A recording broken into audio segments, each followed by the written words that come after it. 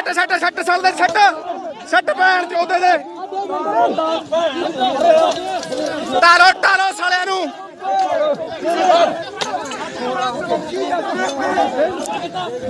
ਟਾ ਸਾਲਿਆਂ ਨੂੰ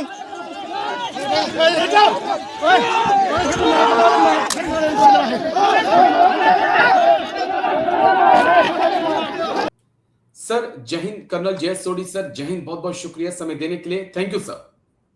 जय हिंद राजेश जी, ये मेरा सौभाग्य कि मैं आपके चैनल पर हूं। थैंक यू सर, आपने समय दिया, शुक्रिया इसके लिए। दरअसल दी वायर ने एक बड़ी अच्छी रिपोर्ट छापी, तो मुझे लगा कि मैं आपके साथ थोड़ा सा इस मुद्दे पर बातचीत करूं। 2022 यांगसे अरुणाचल प्रदेश का वो क्लैश होता है तवांग सेक्टर में, उसको लेकर कुछ जानकारियां आई तो बड़ा इंटरेस्टिंग हो गया ये कि 11 राउंड चाइनीज की तरफ से फायर किए गए थे। वो भी उस वक्त जब ये कहा गया है कि भारत और चाइना सीमा के ऊपर जो है फायरिंग या गोलीबारी नहीं होगी, आप वेपन्स का इस्तेमाल नहीं करेंगे। लेकिन उससे भी इंटरेस्टिंग कुछ ऐसी जानकारियां आ रही हैं कि चाइना ने माइक्रोवेव और लेजर वेपन का इस्तेमाल भी हमारे जवानों के खिलाफ किया था। तो मुझे लगा सर थोड़ा समझूं कि ये कौन सी टैक्टिक्स पे चाइना काम कर रहा है और ये जो परिस्थितियां हैं आने वाले वक्त में क्या और चिंताजनक होंगी सर? राजेश जी, 1992 में चीन के राष्ट्रपति डेंग ज़ियाओपिंग थे जब वो दक्षिण चाइना के दौरे पे गए, जिसे सदर्न टूर के नाम से जाना जाता है। तो उन्होंने कहा था कि चीन को अपना वक्त लेना चाहिए, चीन को सर झुका के चलना चाहिए, चीन को अपने बारे में बड़ी बातें नहीं बोलनी चाहिए, क्योंकि हमारा वक्त आएगा, लेकिन ये हमारा वक्त नहीं है। 4 साल पहले 1988 में चीन की सेंट्रल मिलिट्री कमीशन, जो उसकी पूरी सेनाओं को कंट्रोल करती है, उसने एक आदेश जारी किया था अपनी तीनों सेनाओं को कि चीन को तैयार होना चाहिए लोकल लड़ाइयों के लिए। जी, लोकल लड़ाइयों का मतलब था कि ताइवान के अलावा आसपास भी जिनके साथ चीन के लैंड बॉर्डर हैं, वहां पे भी आने वाले समय में चीन की जंग होगी। लेकिन जैसे मैंने कहा, 4 साल बाद 1992 में डेंग ज़ियाओपिंग ने कहा चीन को अपना सर झुका के चलना चाहिए। 2010 में जब चीन दुनिया की दूसरी सबसे बड़ी अर्थव्यवस्था बना, तो उसने दुनिया के सामने अपने सैनिक लक्ष्यों के बारे में बात करनी शुरू कर दी, और एक सैनिक लक्ष्य उसमें से है अरुणाचल प्रदेश पे कब्जा करना।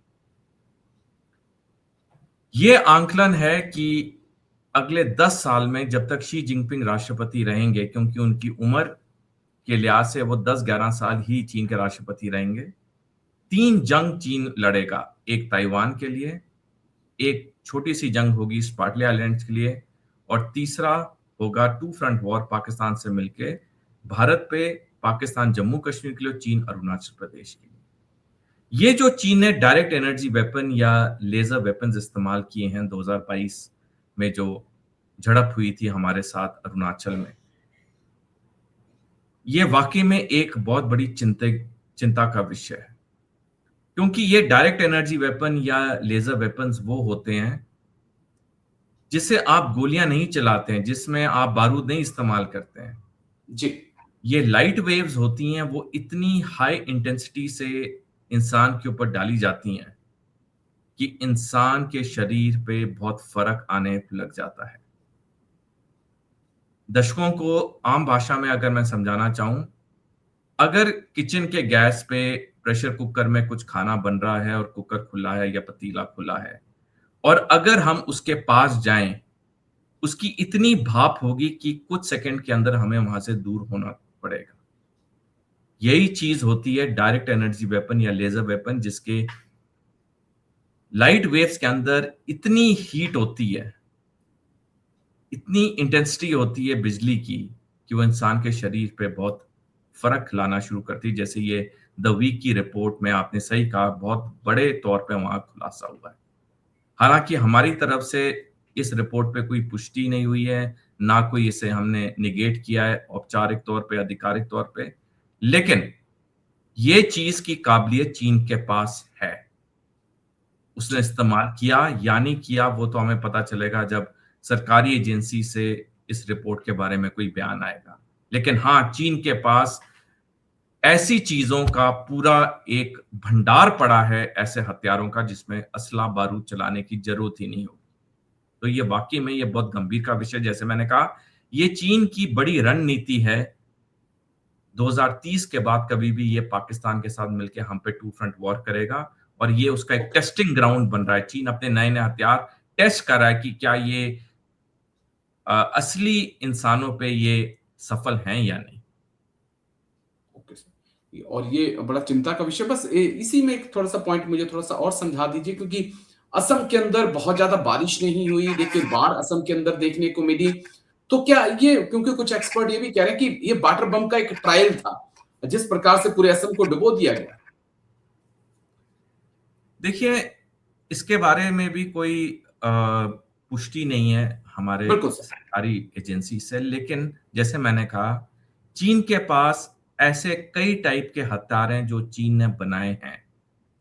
बेशक ये जो वाटर बम की बात हो रही है या क्लाउड बर्स्ट की बात हो रही है, अगर हम ये भी माने कि ये एक नेचुरल या प्राकृतिक क्लाउड बर्स्ट था, तो तब भी हमें चिंतित होना चाहिए, क्योंकि पिछले साल 19 जून को अरुणाचल के 30 किलोमीटर बॉर्डर से चीन ने दुनिया का सबसे बड़ा डैम या बांध बनाना शुरू किया, जिसे मेडॉक डैम कहते हैं जी। और 4 जुलाई को पिछले साल पेमा खंडू, जो अरुणाचल प्रदेश के मुख्यमंत्री, उन्होंने बयान दिया था, चीन जो ये बांध बना रहा है ये वाटर बम होगा और ये अरुणाचल के लिए बहुत दिक्कत पैदा करेगा। देखिए, जब ये युद्ध होगा, टू फ्रंट वॉर, इसकी शुरुआत पानी से होगी, क्योंकि चीन मेडॉक डैम का पानी खोल देगा। अरुणाचल प्रदेश के जो बॉर्डर के हिस्से हैं वहां पे सिर्फ 24-48 घंटे लगेंगे बाढ़ आने के लिए मेडॉक डैम की वजह से। ये जो असम में हुआ, इसके बारे में कोई औपचारिक स्टेटमेंट नहीं है, तो अगर उसे हम क्लाउड बर्स्ट भी माने कि ये प्रकृति का ये खेल था, लेकिन मेडॉक डैम बनने के बाद चीन पानी का इस्तेमाल करेगा एक हथियार के रूप में। जी सर।